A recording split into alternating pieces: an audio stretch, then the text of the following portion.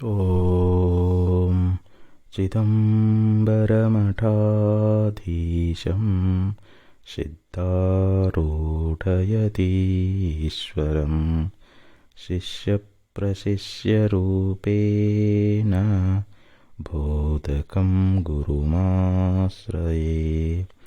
यदङ्घ्रिकमलद्वन्द्वं तापत्रयनिवारणं शान्तैक्यपदं देवं सिद्धारूढमहं भजे। वसुदेवसुतं देवं कंसचाणूरमर्दनं देवकी परमानन्दं कृष्णं वन्दे जगद्गुरुं। नारायणं नमस्कृत्य नरं चैव नरोत्तमं देवीं सरस्वतीं व्यासं ततो ಜಯಮುದೀರಯೇತ್. ಶ್ರೀಕೃಷ್ಣ ಪರಮಾತ್ಮನ ಚರಣಾರವಿಂದಗಳಲ್ಲಿ ಅದ್ವೈತ ಸಾರ್ವಭೌಮ ಚಕ್ರವರ್ತಿ ಜಗದ್ಗುರು ಸಿದ್ಧಾರೂಢ ಮಹಾಸ್ವಾಮಿಗಳವರ, ಜಗದ್ಗುರು ಶಿವರಾಮವಧೂತರ, ಜಗದ್ಗುರು ಭಾರತೀಯಪ್ಪಾಜಿಯವರ ಪವಿತ್ರ ಚರಣಾರವಿಂದಗಳಲ್ಲಿ ಅನಂತಕೋಟಿ ಶಿರಸಾಷ್ಟಾಂಗ ಪ್ರಣಾಮವನ್ನು ಸಲ್ಲಿಸುತ್ತೇನೆ. ಶ್ರವಣಾಪೇಕ್ಷಿಗಳಾದ ತಮ್ಮೆಲ್ಲರಿಗೂ ಅನೇಕ ಶರಣಾರ್ಥಿಗಳು. ಶ್ರೀಮದ್ ಭಗವದ್ಗೀತೆಯ ಮೊದಲನೇ ಅಧ್ಯಾಯದ ಅರ್ಜುನ ವಿಷಾದ ಯೋಗ ಗ್ರಂಥದಲ್ಲಿ 16ನೇ ಶ್ಲೋಕವನ್ನು ಇಂದು ಹೇಳಲಾಗ್ತದೆ. ಅನಂತ ವಿಜಯಂ ರಾಜ ಕುಂತಿಪುತ್ರೋ ಯುಧಿಷ್ಠಿರಃ ನಕುಲಃ ಸಹದೇವಶ್ಚ ಸುಘೋಷಮಣಿಪುಷ್ಪಕೌ. ಈ ಶ್ಲೋಕದೊಳಗೆ ಧರ್ಮರಾಜ, ನಕುಲ, ಸಹದೇವರು ತಮ್ಮ ತಮ್ಮ ಶಂಖಗಳನ್ನು ಊದಿದರು ಅನ್ನುವಂಥದ್ದನ್ನು ಇಲ್ಲಿ ಪ್ರತಿಪಾದನೆ ಮಾಡ್ತಾ ಇದ್ದಾರೆ. ಅನಂತ ವಿಜಯಂ ರಾಜ ಕುಂತಿಪುತ್ರೋ ಯುಧಿಷ್ಠಿರಃ. ಕುಂತಿಯ ಪುತ್ರನಾಗಿರತಕ್ಕಂಥ ಯುಧಿಷ್ಠಿರ, ಇವನು ರಾಜ. ಇವನು ಅನಂತ ವಿಜಯ ಅನ್ನುವಂಥ ಹೆಸರಿನ ಶಂಖವನ್ನು ಊದ್ತಾ ಇದ್ದಾನೆ. ಇಲ್ಲಿ ನಕುಲ ಮತ್ತು ಸಹದೇವ ಇವರು ಸುಘೋಷ ಮತ್ತು ಮಣಿಪುಷ್ಪಕ ಅನ್ನುವಂಥ ಶಂಖವನ್ನು ಊದಿದರು ಅಂಥೇಳಿ ಈ ಒಂದು ಶ್ಲೋಕದಲ್ಲಿ ಸ್ಪಷ್ಟಪಡಿಸ್ತಾ ಇದ್ದಾರೆ. ಪಾಂಡವರು ಅಂತಂದ್ರೆ 5 ಜನ. ಇಲ್ಲಿ ಯುಧಿಷ್ಠಿರ, ಭೀಮ ಮತ್ತು ಅರ್ಜುನ ಇವರು 3 ಕುಂತಿ ಮಕ್ಕಳದಾರ. ಯಾಕಂದರೆ ಇಲ್ಲಿ ಪಾಂಡುರಾಜನಿಗೆ ಕಂದಮ ಋಷಿಗಳಿಂದ ಶಾಪ ಆಗಿತ್ತು. ನೀನು ಯಾವಾಗ ನಿನ್ನ ಸ್ತ್ರೀಯನ್ನು ಸ್ಪರ್ಶ ಮಾಡ್ತಾ ಇದ್ದೀಯೋ ನಿನಗಾವಾಗ ಮರಣ ಬರಲಿ ಅಂಥೇಳಿ. ಯಾಕಂದರೆ ಅವರು ಮೃಗಳ ರೂಪದಲ್ಲಿ ದಾಂಪತ್ಯ ಸುಖವನ್ನು ಪಡೆಯುವಂಥ ಸಂದರ್ಭದೊಳಗೆ ಪಾಂಡುರಾಜ ಬಾಣವನ್ನು ಪ್ರಯೋಗ ಮಾಡಿದ್ದ. ಆವಾಗ ಅವರು ಪ್ರಾಣ ಬಿಡೋ ಸಮಯದೊಳಗೆ ಅವರು ಋಷಿಪತ್ನಿಯರು ಅವರು ಪ್ರಾಣ ಬಿಡೋ ಸಮಯದಲ್ಲಿ ಶಾಪವನ್ನು ಕೊಟ್ಟರು. ನಿರಪರಾಧಿಗಳಾಗಿರ್ತಕ್ಕಂಥ ನಮ್ಮನ್ನು ನೀನು ಬಾಣ ಪ್ರಯೋಗ ಮಾಡಿ ನಮ್ಮನ್ನು ಹತ್ಯೆ ಮಾಡಿದಿ ಅಂತಂದರೆ ನೀನು ನಿನ್ನ ಸ್ತ್ರೀಯ ಸಂಪರ್ಕದಲ್ಲಿರುವಾಗ ನಿನಗೂ ಮರಣ ಅನ್ನುವಂಥದ್ದು ಬರಲಿ ಅಂಥೇಳಿ ಶಾಪವನ್ನು ಹಾಕಿದರು. ಹೀಗಾಗಿ ಕುಂತಿ ಏನು ಮಾಡಿದ್ಲು ಅಂತಂದರೆ ದುರ್ವಾಸ ಋಷಿಗಳಿಂದ ಪಡೆದಿರ್ತಕ್ಕಂಥ ಒಂದು ಮಂತ್ರಗಳಿಂದ ದೇವತೆಗಳನ್ನು ಆಹ್ವಾನ ಮಾಡಿ ಮಕ್ಕಳನ್ನು ಪಡೀತಾ ಇದ್ದಾಳೆ. ಇಲ್ಲಿ ಯುಧಿಷ್ಠಿರ, ಭೀಮ ಮತ್ತು ಅರ್ಜುನ ಈ 3 ಮಕ್ಕಳನ್ನು ಕುಂತಿ ಏನು ಮಾಡಿದ್ಲು ಅಂತಂದರೆ ಅಲ್ಲಿ ಯಮಧರ್ಮ ಮತ್ತು ವಾಯುದೇವ, ದೇವೇಂದ್ರ ಅವರನ್ನು ಆಹ್ವಾನಿಸಿ ಆ ಮಂತ್ರದ ಬಲದಿಂದ ಆ 3 ಮಕ್ಕಳನ್ನು ಪಡೀತಾ ಇದ್ದಾಳೆ. ಅದು ಇನ್ನೊಂದು ಮಂತ್ರದಿಂದ ಇಲ್ಲಿ ಮಾದ್ರಿಯ ಮಕ್ಕಳು ಯಾರು, ನಕುಲ ಮತ್ತು ಸಹದೇವರು, ಮಾದ್ರಿಗೂ ಕೂಡ ಆ ಮಂತ್ರವನ್ನು ಹೇಳಿಕೊಡ್ತಾ ಇದ್ದಾಳೆ. ಅದರಿಂದ ನಕುಲ ಸಹದೇವರ ಜನನ ಅನ್ನುವಂಥದ್ದಾಗ್ತದೆ. ಇಲ್ಲಿ ನಕುಲ ಸಹದೇವರು ಸೌತಿಯ ಮಕ್ಕಳಾಗಿದ್ರೂ ಕೂಡ ಈ 5 ಜನರಲ್ಲಿ ಅಗಾಧವಾಗಿರ್ತಕ್ಕಂಥ ಒಂದು ಪ್ರೇಮ ಇತ್ತು.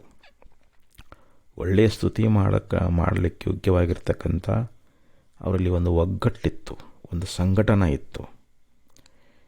ಇವರು 5 ಜನ ಪರಸ್ಪರ ಪ್ರೇಮದಿಂದ ಇರ್ತಾ ಇದ್ದರು. ಅವರ ಅಭಿಪ್ರಾಯವೂ ಕೂಡ ಒಂದೇ ಆಗಿರ್ತಿತ್ತು. ಧರ್ಮರಾಜನ ಮಾತನ್ನು ಎಲ್ಲರೂ ಪಾಲಿಸ್ತಾ ಇದ್ದರು.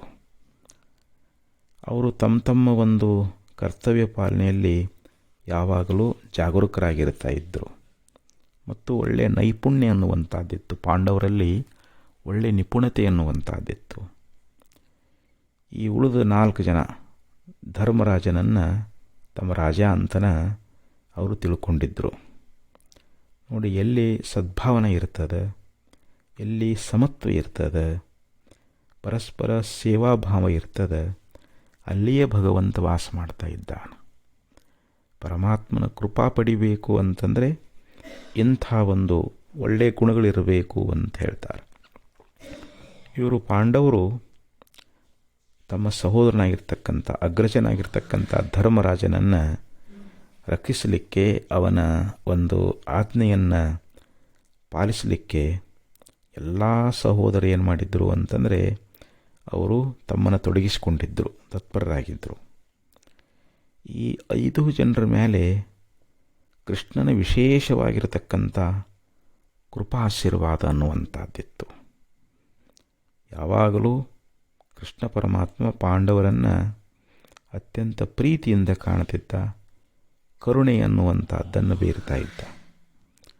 ಯುಧಿಷ್ಠಿರ ಯಾವಾಗ ಶಂಖವನ್ನು ಊದಿನೋ ಅದು ಅನಂತ ವಿಜಯದ ಸೂಚನೆ ಅಂತ ಎಲ್ಲರೂ ತಿಳ್ಕೊಳ್ತಾ ಇದ್ದಾರೆ. ಈ ಕಾರಣದಿಂದ ಈ ಧರ್ಮರಾಯನ ಶಂಖಕ್ಕೆ ಅನಂತ ವಿಜಯ ಅನ್ನುವಂಥ ಹೆಸರನ್ನುವಂಥದ್ದು ಪ್ರಾಪ್ತವಾಗ್ಯದ.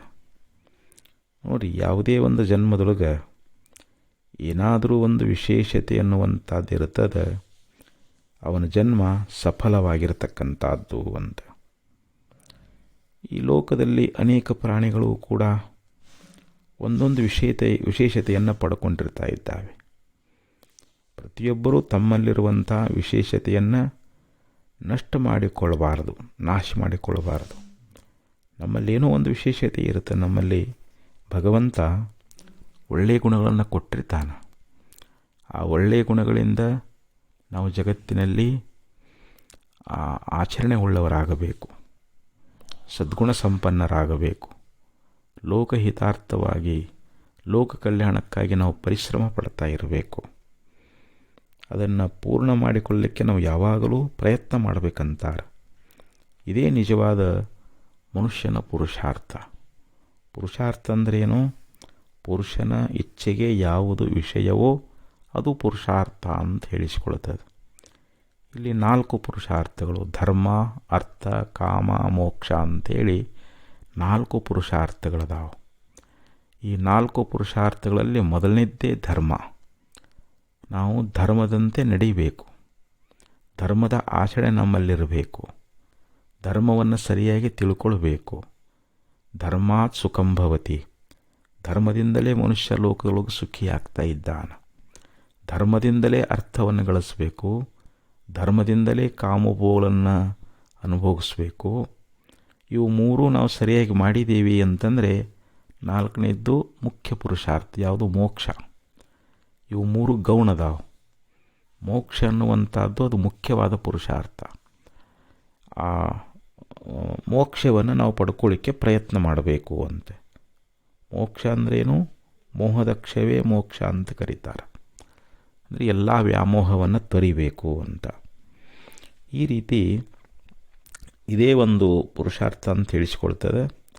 ಈ 5 ಜನ ಪಾಂಡವರು ತಮ್ಮ ಚಾರಿತ್ರ್ಯ ಮತ್ತು ಪುರುಷಾರ್ಥ ಹಾಗೂ ಭಗವಂತನ ಒಂದು ಕೃಪೆಯಿಂದ ಅವರು ಒಂದು ವಿಶೇಷತೆಯನ್ನು ಪಡ್ಕೊಂಡಿದ್ದರು. ಅವರು ನೋಡಿ, 5 ಜನ ಪಾಂಡವರು 5 ಜನ ಅದಾರಂದ್ರೂ ಕೂಡ ಅವರ ಮನಸ್ಸಾಗಲಿ, ಅವರ ಮಾತುಗಳಾಗಲಿ, ಅವರ ಕರ್ಮಗಳಾಗಲಿ, ಅದರಲ್ಲಿ ಒಂದು ವಿಲಕ್ಷಣತೆ ಎನ್ನುವಂಥದ್ದು ತುಂಬಿತ್ತು ಅಂತ ಹೇಳ್ತಾರೆ.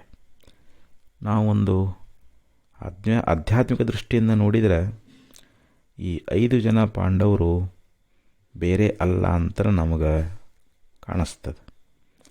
ಯಾಕೆಂದರೆ ಈ ಒಬ್ಬನಲ್ಲಿರ್ತಕ್ಕಂಥ ಉತ್ತಮವಾಗಿರ್ತಕ್ಕಂಥ ಗುಣಗಳು ಪಾಂಡವರಲ್ಲಿ ಧರ್ಮರಾಜನಿಗೆ ಮುಖ್ಯವಾಗಿರ್ತಕ್ಕಂಥ ಸ್ಥಾನ. ಅದಕ್ಕೆ ಇಲ್ಲಿ ಮನುಷ್ಯನಲ್ಲಿ ಧರ್ಮಕ್ಕೆ ನಾವು ಮುಖ್ಯ ಸ್ಥಾನ ಕೊಡಬೇಕು ಅಂತ ಹೇಳ್ತಾರೆ. ಮನುಷ್ಯ ಧರ್ಮದ ಶಾಸನಕ್ಕೆ ಒಳಪಟ್ಟಿರಬೇಕು. ಧರ್ಮಕ್ಕೆ ಮುಖ್ಯ ಸ್ಥಾನವನ್ನು ಯಾವನು ಕೊಡ್ತಾನೋ ಅವನು ಧರ್ಮರಾಜ ಅಂತ. ಧರ್ಮರಾಜ ನೋಡ್ರಿ, ತನ್ನ ಜೀವನದೊಳಗೆ ಯಾವತ್ತೂ ಧರ್ಮವನ್ನು ಬಿಡಲಿಲ್ಲ. ನೋಡಿ, ಎಂಥ ಪ್ರಸಂಗ ಬಂದ್ರೂ ಕೂಡ ತನ್ನ ಧರ್ಮವನ್ನು ಪರಿಪಾಲನೆ ಮಾಡಿದ. ಯಾವ ಅರಣ್ಯದೊಳಗೆ ಬಾಯಾರಿಕೆ ಆದಾಗ ಅಲ್ಲಿ ನಕುಲ, ಸಹದೇವ, ಭೀಮ, ಅರ್ಜುನ ಆ ಯಕ್ಷನ ಪ್ರಶ್ನೆಗೆ ಉತ್ತರಿಸದೆ ಅವರು ನೀರು ಕುಡಿದಿದ್ದರಿಂದ 4 ಜನ ಸತ್ತು ಹೋದರು. ಕೊನೆಗೆ ಧರ್ಮರಾಜ ಹೋಗಿ ಯಕ್ಷನ ಎಲ್ಲ ಪ್ರಶ್ನೆಗಳಿಗೆ ಉತ್ತರವನ್ನು ಕೊಟ್ಟ. ಆವಾಗ ಯಕ್ಷ ಪ್ರಸನ್ನನಾದ. ನೋಡು, ನಿನ್ನ 4 ಜನ ಸಹೋದರಲ್ಲಿ ಯಾರನ್ನಾದರೂ ಒಬ್ಬರನ್ನ ಬದುಕಿಸ್ತಾ ಇದ್ದೀನಿ, ಕೇಳಿಕೋ ಅಂತಂದ. ಈಗ ಅವನು ತನ್ನ ಸಹೋದರನಾಗಿರ್ತಕ್ಕಂಥ ಬಲಶಾಲಿಯಾಗಿರ್ತಕ್ಕಂಥ ಭೀಮನನ್ನಾಗಲಿ ಅರ್ಜುನನ್ನಾಗಲಿ ಕೇಳಬಹುದಾಗಿತ್ತು. ಆದರೆ ಕುಂತಿಯ ಪುತ್ರನಾಗಿ ನಾನಿದ್ದೀನಿ, ಮಾದ್ರಿಯ ಪುತ್ರರಲ್ಲಿ ನಕುಲಾಗಲಿ ಸಹದೇವಾಗಲಿ ಒಬ್ಬರು ಜೀವಂತ ಉಳಿಬೇಕು. ಅದಕ್ಕೆ ನಕುಲ ಅಥವಾ ಸಹದೇವ ಇಬ್ಬರಲ್ಲಿ ಯಾರಾದರೂ ಒಬ್ಬರನ್ನು ಬದುಕಿಸಬೇಕು ಅಂಥೇಳಿ ಯಕ್ಷನಿಗೆ ಕೇಳಿಕೊಂಡಾಗ ಅಲ್ಲಿ ಯಮಧರ್ಮ ಪ್ರತ್ಯಕ್ಷ ಆಗ್ತಾ ಇದ್ದಾನೆ. ಅವನ ಧರ್ಮಬುದ್ಧಿಯನ್ನು ಕಂಡು 4 ಜನ ಪಾಂಡವರನ್ನು ಬದುಕಿಸಿಬಿಡ್ತಾ ಇದ್ದಾನೆ. ಹಿಂಗೆ ಅವನಲ್ಲಿ ಧರ್ಮ ಅನ್ನುವಂಥದ್ದಿತ್ತು. ಧರ್ಮ ಕೇವಲ ಹೇಳಿಕೆಯಲ್ಲಿರಬಾರದು, ಧರ್ಮ ಆಚರಣೆಯಲ್ಲಿರಬೇಕು ಅಂತ ಹೇಳ್ತಾನೆ. ಧರ್ಮೋ ರಕ್ಷತಿ ರಕ್ಷಿತಃ. ಯಾರು ಧರ್ಮವನ್ನು ರಕ್ಷಣೆ ಮಾಡ್ತಾ ಇದ್ದಾರೋ ಅವರನ್ನು ಧರ್ಮ ಅನ್ನುವಂಥದ್ದು ರಕ್ಷಿಸ್ತದೆ. ನಾವು ಧರ್ಮವನ್ನು ಬಿಟ್ಟೇವಿ ಅಂತಂದ್ರೆ ಆ ಧರ್ಮ ನಮ್ಮನ್ನು ಕೊಲ್ತದ ಅಂತ ಹೇಳ್ತಾ ಇದ್ದಾರೆ. ಅದಕ್ಕೆ ಇಲ್ಲಿ ಅದು ಆಚರಣೆಯಲ್ಲಿರಬೇಕಾಗಿತ್ತು ಅಂತಂದರೆ ನಮ್ಮಲ್ಲಿ ಬಲ ಅನ್ನುವಂಥದ್ದು ಬೇಕು. ಇಲ್ಲಿ ಬಲ ಅಂತಂದರೆ ಇಲ್ಲಿ ಭೀಮಸೇನ ಅವನು ಮಹಾಬಲಶಾಲಿ. ಯಾಕೆಂದರೆ ಅವನು ಹುಟ್ಟಿದಾಗ ಕೆಳಗೆ ಬಿದ್ದಾಗ ಕಲ್ಲ ಒಡೆದು ಹೋಗಿತ್ತಂತ. ಅದಕ್ಕೆ ಧರ್ಮಕ್ಕೆ ಅನುಗುಣವಾಗಿರ್ತಕ್ಕಂಥ ಬಲವಿದ್ದವನೇ ಇಲ್ಲಿ ಭೀಮಸೇನ ಅಂತ ಹೇಳಿಸ್ಕೊಳ್ತಾ ಇದ್ದಾನೆ. ಧರ್ಮಜ್ಞಾನ ಇದ್ದು ಅದನ್ನು ಆಚರಿಸ್ತಕ್ಕಂಥ ಬಲ ಇತ್ತು ಅಂತಂದರೆ ಈಶ್ವರ ಭಕ್ತಿ ಅನ್ನುವಂಥದ್ದು ಇಲ್ಲದೇ ಇದ್ದರೆ ನಾನು ಧರ್ಮಿಷ್ಠ ಬಲವಂತ ಅನ್ನುವಂಥ ಅಹಂಕಾರ ಬರ್ತದೆ. ಅದಕ್ಕೆ ಈಶ್ವರನಲ್ಲಿ ಭಕ್ತಿ ಇರಬೇಕಂತಾರೆ. ಯಾಕಂದರೆ ನಮಗೆ ಅಲ್ಲಿ ಅಹಂಕಾರ ಬರಬಾರದು. ನಾನು ಧರ್ಮಿಷ್ಠದಿ, ನಾನು ಬಲವಂತದಿನ ಅನ್ನುವಂಥ ಈ ಅಹಂಕಾರ ಬಂತು ಅಂತಂದರೆ ಅದು ಮನುಷ್ಯನಿಗೆ ಅನರ್ಥವನ್ನು ಉಂಟು ಮಾಡ್ತದೆ. ಇಲ್ಲಿ ಈಶ್ವರನ ಭಕ್ತಿನೇ ಇಲ್ಲಿ ಅರ್ಜುನ ಅಂತ. ಇವೆಲ್ಲವೂ ಇದ್ದು ಹಿಂದೆ ಮುಂದೆ ವಿಚಾರ ಮಾಡ್ತಕ್ಕಂಥ ಯೋಚನೆ ಇರಲಿಲ್ಲ ಅಂತಂದರೆ ಆವಾಗ ಅದು ಪೂರ್ಣತೆ ಆಗೋದಿಲ್ಲ. ಅಂದರೆ ಇಲ್ಲಿ ನಕುಲ ಸಹದೇವರು ಅವರು ಬೇಕು ಅಂತ. ಈ ರೀತಿ ಈ 5 ಗುಣಗಳ ಒಂದು ಸಮಷ್ಟಿನೇ ಪಾಂಡವರು ಅಂತ ಇಲ್ಲಿ ಮಹಾತ್ಮರು ನಮಗೆ ಬೋಧ ಮಾಡ್ತಾ ಇದ್ದಾರೆ. ಈ ಕೌರವರ ಪಕ್ಷದೊಳಗೆ ಯಾವ ವೀರನಲ್ಲಿಯೂ ಕೂಡ ಒಂದು ಶಬ್ದಬಲ ಅನ್ನುವಂಥದ್ದು ಇಲ್ಲ ಅಂತ ಇಲ್ಲಿ ನಮಗೆ ತೋರ್ತದೆ. ಆದ್ದರಿಂದಲೇ ಅವರು ಮಾಡಿರ್ತಕ್ಕಂಥ ಶಂಖಧ್ವನಿಯಿಂದ ಪಾಂಡವರ ಪಕ್ಷದೊಳಗೆ ಯಾರ ಹೃದಯದಲ್ಲಿಯೂ ಕೂಡ ಯಾವ ಪರಿವರ್ತನೆ ಅನ್ನುವಂಥದ್ದು ಆಗಲಿಲ್ಲ ಅಂತ. ಅಂದರೆ ಇಲ್ಲಿ ಮನುಷ್ಯನಲ್ಲಿ ಒಂದು ವಿಶೇಷತ ಮಹತ್ವ ಅನ್ನುವಂಥದ್ದು, ಆ ಪರಮಾತ್ಮನ ಒಂದು ಭಯಭಕ್ತಿ ಎನ್ನುವಂಥದ್ದು ಇರುವುದಿಲ್ಲ, ಧರ್ಮಾಚರಣೆ ಇರುವುದಿಲ್ಲ ಅನ್ನೋದು ಇಲ್ಲಿ ನಮಗೆ ಕಂಡು ಬರ್ತದೆ. ಅಂದರೆ ಧರ್ಮಾಚರಣೆ ಇರಬೇಕು ಅಂತ, ಭಗವಂತನಲ್ಲಿ ಭಯಭಕ್ತಿ ಇರಬೇಕು, ಧರ್ಮಾಚರಣೆ ಅನ್ನುವಂಥದ್ದಿರಬೇಕು, ಅಂಥವನಲ್ಲಿ ಒಂದು ವಿಶೇಷವಾದ ಮಹತ್ವ ಅನ್ನುವಂಥದ್ದಿರ್ತದೆ ಅಂತ. ಅದಕ್ಕೆ ಧರ್ಮಕ್ಕೆ ವಿರುದ್ಧವಾಗಿರ್ತಕ್ಕಂಥ ಆಚರಣೆ ಎನ್ನುವಂಥದ್ದು ಇರುವವನಲ್ಲಿ ಯಾವ ಒಂದು ವಿಶೇಷತೆ ಅನ್ನುವಂಥದ್ದು ಇರೋದಿಲ್ಲ ಅಂತ ಹೇಳ್ತಾರೆ. ಅದಕ್ಕೆ ನಾವು ಧರ್ಮಕ್ಕೆ ವಿರುದ್ಧವಾಗಿರ್ತಕ್ಕಂಥ ಆಚರಣೆಯನ್ನು ನಾವು ಎಂದೂ ಮಾಡೋಕ್ಕೆ ಹೋಗಬಾರದು ಅಂತ. ಅದರಿಂದ ಮಹಾಪಾಪವೇ ಆಗ್ತದೆ, ಅಧರ್ಮ ಆಗ್ತದೆ. ಅಧರ್ಮದಿಂದ ನಾವು ಅತ್ಯಂತ ಹೀನವಾಗಿರ್ತಕ್ಕಂಥ ಜನ್ಮಗಳನ್ನು ನಾವು ಪಡಿಬೇಕಾಗ್ತದೆ. ಅದಕ್ಕೆ ಇನ್ನು ಮುಂದಿನ ಶ್ಲೋಕದಲ್ಲಿ ಏನು ಹೇಳ್ತಾರೆ ಅಂತಂದರೆ, ಈ 5 ಜನ ಪಾಂಡವರೊಂದಿಗೆ ಎಲ್ಲರೂ ಕೂಡ ತಮ್ಮ ತಮ್ಮ ಶಂಖಗಳನ್ನು ಊದಿದರು ಅನ್ನುವಂಥ ಒಂದು ವಿಚಾರವನ್ನು ಈ ಮುಂದಿನ 2 ಶ್ಲೋಕಗಳಲ್ಲಿ ವಿಷದಪಡಿಸ್ತಾ ಇದ್ದಾರೆ. ಕಾಶಶ್ಚ ಪರಮೇಶ್ವಾಸಃ ಶಿಖಂಡೀ ಚ ಮಹಾರಥಃ ದೃಷ್ಟದ್ಯುಮ್ನೋ ವಿರಾಟಶ್ಚ ಸಾತ್ಯಕಿಶ್ಚಾಪರಾಜಿತಃ ದ್ರುಪದೋ ದ್ರೌಪದೇಯಾಶ್ಚ ಸರ್ವಶಃ ಪೃಥಿವೀಪತೆ ಸೌಭದ್ರಶ್ಚ ಮಹಾಬಾಹುಃ ಶಂಖಾನ್ ದದ್ಮೋ ಪೃಥಕ್ ಪೃಥಕ್. ಕಾಶಶ್ಚ ಪರಮೇಶ್ವಾಸಃ ಶಿಖಂಡೀ ಚ ಮಹಾರಥಃ ದೃಷ್ಟದ್ಯುಮ್ನೋ ವಿರಾಟಶ್ಚ ಸಾತ್ಯಕಿಶ್ಚಾಪರಾಜಿತಃ. ನೋಡ್ರಿಲ್ಲಿ, ಹೇ ಪೃಥ್ವೀಪತಿಯೇ, ಇಲ್ಲಿ ದೊಡ್ಡ ಬಿಲ್ಲುಗಾರನಾಗಿರ್ತಕ್ಕಂಥ ಯಾವೊಬ್ಬ ಕಾಶಿರಾಜ, ಮಹಾರಥನಾಗಿರ್ತಕ್ಕಂಥ ಯಾವ ಶಿಖಂಡಿ, ದೃಷ್ಟದ್ಯುಮ್ನ, ವಿರಾಟ, ಅಜಿತನಾಗಿರ್ತಕ್ಕಂಥ ಸಾತ್ಯಕಿ, ದ್ರುಪದ ರಾಜ ಮತ್ತು ದ್ರೌಪದಿಯ ಪುತ್ರ ಆಗಿರ್ತಕ್ಕಂಥ ಪ್ರತಿವಿಂಧ್ಯ ಮೊದಲಾಗಿರ್ತಕ್ಕಂಥವರು, ಮಹಾಶೂರನಾಗಿರುವಂಥ ಅಭಿಮನ್ಯು, ಇವರು ಬೇರೆ ಬೇರೆಯಾಗಿ ತಮ್ಮ ತಮ್ಮ ಶಂಖಗಳನ್ನು ಊದಿದರು ಅನ್ನುವಂಥ ವಿಚಾರವನ್ನು ಈ 2 ಶ್ಲೋಕದಲ್ಲಿ ವಿವರಣೆ ಕೊಡ್ತಾ ಇದ್ದಾರೆ. ಈ ಒಂದು ಶ್ಲೋಕದೊಳಗೆ ಪಾಂಡವರ ಪಕ್ಷದಲ್ಲಿರ್ತಕ್ಕಂಥ ವೀರರು ನಾವು ಕೂಡ ಯುದ್ಧಕ್ಕೆ ಸನ್ನದ್ಧರಾಗಿದ್ದೀವಿ ಅಂತ ಸೂಚಿಸೋದಕ್ಕೋಸ್ಕರವಾಗಿ ತಮ್ಮ ತಮ್ಮ ಶಂಖಗಳನ್ನು ಊದಿದರು ಅಂತ ಹೇಳಿದರು.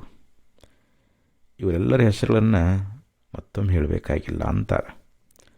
ಮುಖ್ಯವಾಗಿ ಇಲ್ಲಿ ಭೀಷ್ಮನನ್ನು ಸಂಹಾರ ಮಾಡೋದಕ್ಕೋಸ್ಕರವಾಗಿ ಈ ಶಿಖಂಡಿಯ ಜನ್ಮ ಅನ್ನುವಂಥದ್ದಾಗ್ಯದ, ಮತ್ತು ದ್ರೋಣಾಚಾರ್ಯರನ್ನು ವಧ ಮಾಡುವುದಕ್ಕೋಸ್ಕರವಾಗಿ ಇಲ್ಲಿ ದೃಷ್ಟದ್ಯುಮ್ನನ ಜನ್ಮ ಅನ್ನುವಂಥದ್ದಾಗ್ಯದ.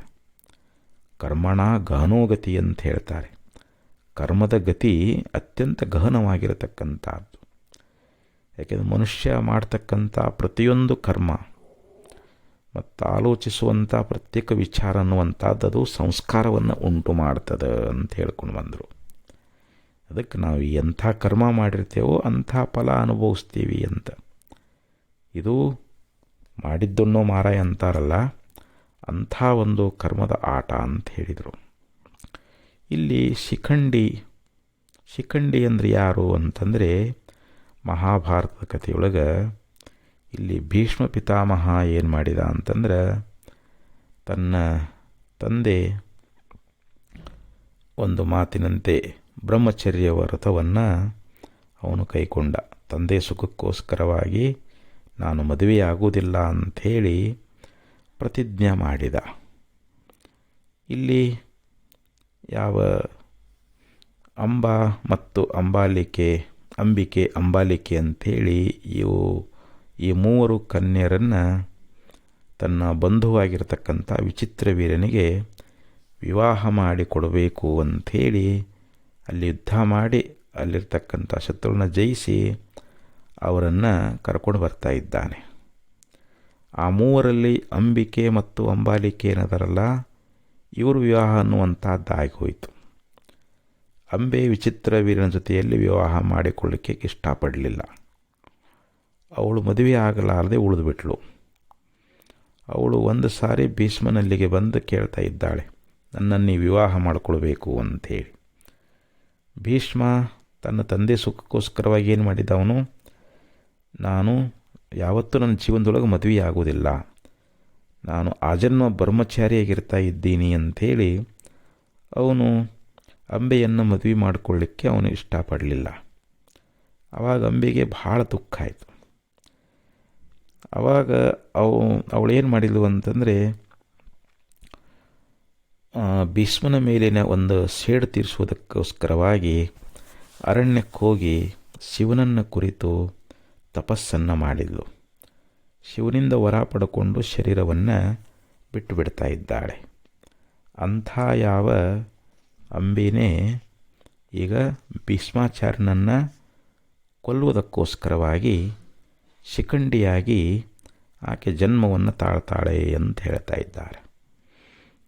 ಯಾಕಂದರೆ ಶಿಖಂಡಿ ಇಲ್ಲಿ ಭೀಷ್ಮನನ್ನು ಕೊಲ್ಲುವುದಕ್ಕೋಸ್ಕರ ಆಕೆ ಪ್ರತಿಜ್ಞೆ ಮಾಡಿದ್ದು, ನನ್ನ ಮದುವೆಯನ್ನೇ ಆಗಿಲ್ಲ ಅಂತಂದರೆ ನಾನು ನಿನ್ನನ್ನು ಕೊಲ್ತಾ ಇದ್ದೀನಿ ಅಂಥೇಳಿ ಹಿಂಗೆ ಮನಸ್ಸಿನಾಗ ಒಂದು ಸೇಡಿಟ್ಟುಕೊಂಡು ಇಲ್ಲಿ ಶಿಖಂಡಿಯಾಗಿ ಜನ್ಮ ತಾಳಿ ಆ ಭೀಷ್ಮನ್ನ ಕೊಲ್ಲುವುದಕ್ಕೋಸ್ಕರವಾಗಿ ಇಲ್ಲಿ ಯುದ್ಧ ಭೂಮಿಯೊಳಗೆ ಬಂದಿದ್ದಾಳೆ. ಇನ್ನು ಈ 18ನೇ ಶ್ಲೋಕದೊಳಗೆ ದ್ರುಪದ ಮತ್ತು ದ್ರೌಪದಿಯ ಮಕ್ಕಳು ಮಹಾಭಾವವಾದ ಅಭಿಮನ್ಯು, ಇವರು ಕೂಡ ತಮ್ಮ ತಮ್ಮ ಶಂಖಗಳನ್ನು ಓದ್ತಾ ಇದ್ದಾರೆ. ಇಲ್ಲಿ ದ್ರುಪದರಾಜ ಮತ್ತು ದ್ರೌಪದಿಯ 5 ಜನ ಮಕ್ಕಳು, ಮಹಾಭಾವವಾಗಿರ್ತಕ್ಕಂಥ ಅಭಿಮನ್ಯು. ಅಭಿಮನ್ಯು ಕೂಡ ಮಹಾಧೀರ, ಬಹಳ ಶೂರ. ಇವರು ಕೂಡ ಏನು ಮಾಡಿದರು ಅಂತಂದರೆ ತಮ್ಮ ತಮ್ಮ ಶಂಖಗಳನ್ನು ಓದ್ತಾ ಇದ್ದಾರೆ. ಇಲ್ಲಿ ಸಂಖ್ಯೆಯೊಳಗೆ ಜಾಸ್ತಿ ಇರತಕ್ಕಂಥವ್ರು ಯಾರು ಅಂದರೆ ಕೌರವರು. ಆದರೆ ಕೌರವರಲ್ಲಿ ಒಂದು ಮೂಢತೆ ಇತ್ತು. ಅವರು ವಿಚಾರಹೀನರು, ಅವರು ಅಜ್ಞಾನಿಗಳು. ಹಿಂದೆ ಮುಂದೆ ಯಾವುದೂ ವಿಚಾರ ಅನ್ನುವಂಥದ್ದು ಇದ್ದಿದ್ದಿಲ್ಲ. ಅವರು ಅನುಶಾಸನಹೀನರು, ಅವ್ರಿಗೆ ಯಾವುದೇ ಒಂದು ಶಾಸನ ಇದ್ದಿದ್ದಿಲ್ಲ. ಮತ್ತು ನಿಯಮಬದ್ಧರೂ ಕೂಡ ಅಲ್ಲ. ಅವರು ಸಾಧಾರಣವಾಗಿರ್ತಕ್ಕಂಥ ವೀರುಗಳಿಗಿಂತ ವಿಶೇಷ ಸಾವಧಾನವಾಗಿರ್ತಕ್ಕಂಥವರು. ಆದ್ದರಿಂದ ಇಲ್ಲಿ ಇವರಿಗಿಂತಲೂ ವಿಶೇಷವಾದ ಸಾಧನವಾಗಿರ್ತಕ್ಕ ವಿಚಾರವಂತರು, ಒಂದೇ ಒಂದು ಧ್ಯೇಯಕ್ಕಾಗಿ ಹೋರಾಡುತ್ತಿರುವವರು ಮತ್ತು ಸತ್ಯಪ್ರಿಯರಾಗಿರ್ತಕ್ಕಂಥವರು. ಇವರು ಅಲ್ಪಸಂಖ್ಯೆಯಲ್ಲಿದ್ದರೂ ಕೂಡ ಇವರು ಶ್ರೇಷ್ಠ. ಯಾರು ಇಲ್ಲಿ ಪಾಂಡವರೇನದಾರಲ್ಲ, ಇವರಲ್ಲಿ ಏನಿತ್ತು ಅಂತಂದರೆ ಇವರು ವಿಚಾರವಂತರಾಗಿದ್ದರು. ಈ ಸಾಮಾನ್ಯವಾಗಿರತಕ್ಕಂಥ ಯಾವ ಸಾಧಾರಣವಾಗಿರ್ತಕ್ಕಂಥ ವೀರುಗಳಿಗಿಂತಲೂ ವಿಶೇಷವಾಗಿರ್ತಕ್ಕಂಥ ಒಂದು ಸಮಾಧಾನ, ಶಾಂತಿ, ಅವರಲ್ಲಿ ಒಳ್ಳೆ ಬುದ್ಧಿವಂತಿಕೆ ಅನ್ನುವಂಥದ್ದಿತ್ತು. ಅವರು ಒಂದು ಒಳ್ಳೆಯ ಉದ್ದೇಶಕ್ಕೋಸ್ಕರವಾಗಿ ಯುದ್ಧವನ್ನು ಮಾಡ್ತಾಯಿದ್ರು. ಅವರು ಸತ್ಯವನ್ನು ನುಡಿತಾ ಇದ್ದರು. ಸತ್ಯಪ್ರಿಯತೆ ಅನ್ನುವಂಥದ್ದಿತ್ತು ಯಾರಲ್ಲಿ? ಪಾಂಡವರಲ್ಲಿ. ಅವ್ರ ಸಂಖ್ಯೆ ಕಡಿಮೆ ಇದ್ರೂ ಕೂಡ ಅವರು ಒಳ್ಳೆಯ ಶ್ರೇಷ್ಠರಾಗಿದ್ದರು. ಅವರಲ್ಲಿ ಯಾಕೆ ಶ್ರೇಷ್ಠತೆ ಇತ್ತು ಅಂತಂದರೆ ಅವ್ರ ಮೇಲೆ ಭಗವಂತನ ವಿಶೇಷವಾದ ಕೃಪಾ ಇತ್ತು. ಕೃಷ್ಣ ಪರಮಾತ್ಮನ ಒಂದು ಸಾನ್ನಿಧ್ಯವನ್ನು ಪಡ್ಕೊಂಡಿದ್ದರು. ಹೀಗಾಗಿ ಆ ಕೃಷ್ಣ ಪರಮಾತ್ಮ ಎಲ್ಲಿರ್ತಾನೋ ಅಲ್ಲಿ ಜಯ ಇರ್ತದೆ. ಎಲ್ಲಿ ಧರ್ಮ ಇರ್ತದೋ ಯಥಾ ಧರ್ಮ ತಥೋ ಜಯ ಅಂತ. ಎಲ್ಲಿ ಧರ್ಮ ಇರ್ತದೆ ಅಲ್ಲಿ ಜಯ ಇರ್ತದೆ. ಪಾಂಡವರಲ್ಲಿ ಧರ್ಮ ಇತ್ತು. ಧರ್ಮ ಇದ್ದಿದ್ದರಿಂದ ಅವರು ವಿಜಯಿಗಳಾಗ್ತಾ ಇದ್ದಾರೆ. ಅದಕ್ಕೆ ಇಲ್ಲಿ ಪಾಂಡವರ ಪಕ್ಷದಲ್ಲಿರ್ತಕ್ಕಂಥ ಮಹಾರಥರೆಲ್ಲರೂ ವಿಶೇಷವಾಗಿರ್ತಕ್ಕಂಥ ಒಂದು ಬಲದಿಂದ ಕೂಡಿಕೊಂಡಿದ್ದರು. ಅವರಲ್ಲಿ ವಿಶೇಷವಾದ ಬಲ ಅನ್ನುವಂಥದ್ದಿತ್ತು. ಅವರ ಮನಸ್ಸಿನೊಳಗೆ ಒಂದು ಐಕ್ಯಮತ್ಯ ಇತ್ತು ಅಂತ ಹೇಳ್ತಾರೆ. ಅಲ್ಲಿ ಅವರಿಗೆ ಪರಸ್ಪರ ಭಿನ್ನಾಭಿಪ್ರಾಯ ಇದ್ದಿದ್ದಿಲ್ಲ. ಎಲ್ಲರದೂ ಒಂದೇ ಅಭಿಪ್ರಾಯ, ಒಂದೇ ಮಾತು. ಹೀಗಾಗಿ ಅವರು ತಮ್ಮ ಧ್ಯೇಯವನ್ನು ಸಂಪಾದಿಸಲಿಕ್ಕೆ ಪ್ರಾಣವನ್ನೂ ಕೂಡ ಬಿಡಲಿಕ್ಕೆ ಅವರು ಸಿದ್ಧರಾಗಿದ್ದರು ಅಂತ. ಅಂದರೆ ಧರ್ಮವನ್ನು ಉಳಿಸಬೇಕು. ಧರ್ಮವನ್ನು ಕಾಪಾಡಬೇಕು. ಧರ್ಮಕ್ಕಾಗಿ ಇವತ್ತು ನಮ್ಮ ಶರೀರ ಹೋದರೂ ಪರವಾಗಿಲ್ಲ ಅಂಥೇಳಿ ಇಂಥ ಒಂದು ಧ್ಯೇಯವನ್ನು ಇಟ್ಟುಕೊಂಡು ಅವರು ಯುದ್ಧವನ್ನು ಮಾಡಲಿಕ್ಕೆ ಸಿದ್ಧರಾಗಿದ್ದರು. ಇಂಥ ಯಾವ ಪ್ರಭಾವಶಾಲಿಗಳಾಗಿರ್ತಕ್ಕಂಥ ವೀರರು ಯಾವಾಗಲೂ ಉಲ್ಲಾಸವಾಗಿರ್ತಾರೆ, ಸಂತೋಷವಾಗಿರ್ತಾ ಇದ್ದಾರೆ. ಅಂಥವರು ಇಲ್ಲಿ ತಮ್ಮ ತಮ್ಮ ಶಂಖಗಳನ್ನು ಊದಿದರು ಅಂಥೇಳಿ ಹೀಗೆ ಈ ಯಾವ 16 ಈ 2 ಶ್ಲೋಕದಲ್ಲಿ 17 ಮತ್ತು 18 ಈ 2 ಶ್ಲೋಕಗಳಲ್ಲಿ ಪಾಂಡವರು ತಮ್ಮ ಶಂಖಗಳನ್ನು ಊದಿದರು ಅನ್ನುವಂಥ ವಿಚಾರವನ್ನು ಹೇಳಿದರು. ಅಂದರೆ ಪಾಂಡವರ ಪಕ್ಷದಲ್ಲಿರ್ತಕ್ಕಂಥವರು ಯಾರ್ಯಾರದಾರೋ ಇಲ್ಲಿ ಕಾಶ್ಯಶ್ಚ ಹೇಳಿದ್ರಲ್ಲ, ಕಾಶಿರಾಜ, ಶಿಖಂಡಿ, ದೃಷ್ಟದ್ಯುಮ್ನ, ವಿರಾಟ, ಸಾತ್ಯಕಿ, ದ್ರುಪದರಾಜ ಮತ್ತು ದ್ರೌಪದಿಯ ಪಾಂಡವರು ಉಪಪಾಂಡವರು ಅಂತ, ಹಾಗೆ ಅಭಿಮನ್ಯು, ಇವರೆಲ್ಲರೂ ತಮ್ಮ ಶಂಖಗಳನ್ನು ಊದಿದರು ಅನ್ನುವಂಥ ವಿಚಾರವನ್ನು ಈ ಶ್ಲೋಕಗಳಲ್ಲಿ ಉಪದೇಶ ಮಾಡಿಕೊಂಡು ಬಂದು, ಇನ್ನು ಮುಂದಿನ ಶ್ಲೋಕದೊಳಗೆ ಸಂಜಯ ಪಾಂಡವ ಪಕ್ಷದವರು ಶಂಖವನ್ನು ಬಾರಿಸುವುದರಿಂದ ಈ ಕೌರವ ಪಕ್ಷದ ವೀರ ಹೃದಯದಲ್ಲಿ ಆಗಿರ್ತಕ್ಕಂಥ ಪರಿವರ್ತನೆ ಏನು ಅನ್ನೋದನ್ನು ಜ್ಞಾನನೇತ್ರದಿಂದ ತಿಳಿದು ಇಲ್ಲಿ ವರ್ಣನಾ ಮಾಡ್ತಾ ಇದ್ದಾನೆ. ಸಂಜಯ ಪಾಂಡವರ ಪಕ್ಷದಲ್ಲಿ ಎಲ್ಲ ಶಂಖ ಊದಿದರು, ಅದರಿಂದ ಕೌರವರ ಹೃದಯದೊಳಗೆ ಏನಾಯಿತು, ಅವರ ಹೃದಯದೊಳಗೆ ಯಾವ ಪರಿವರ್ತನೆ ಅನ್ನುವಂಥದ್ದಾಯಿತು ಅನ್ನೋದನ್ನು ಸಂಜಯ ಬಲ್ಲವನಾಗಿದ್ದ. ಹೀಗಾಗಿ ಅದೇನನ್ನೋದನ್ನು ಮುಂದಿನ ಯಾವ ಶ್ಲೋಕಗಳಲ್ಲಿ ಅದನ್ನು ವಿಚಾರ ಮಾಡ್ತಾರೆ. ಅದನ್ನು ಮತ್ತೆ ನಾಳೆ ದಿವಸ ಶ್ರವಣ ಮಾಡೋಣ ಅಂತ ಹೇಳ್ತಾ ಈ 4 ನುಡಿಗಳ ಸದೋಚನಕ್ಕೆ ಸಮರ್ಪಿಸಿ ಇಲ್ಲಿಗೆ ವಿರಮಿಸ್ತಾ ಇದ್ದೇನೆ. ಓಂ ತತ್ಸತ್.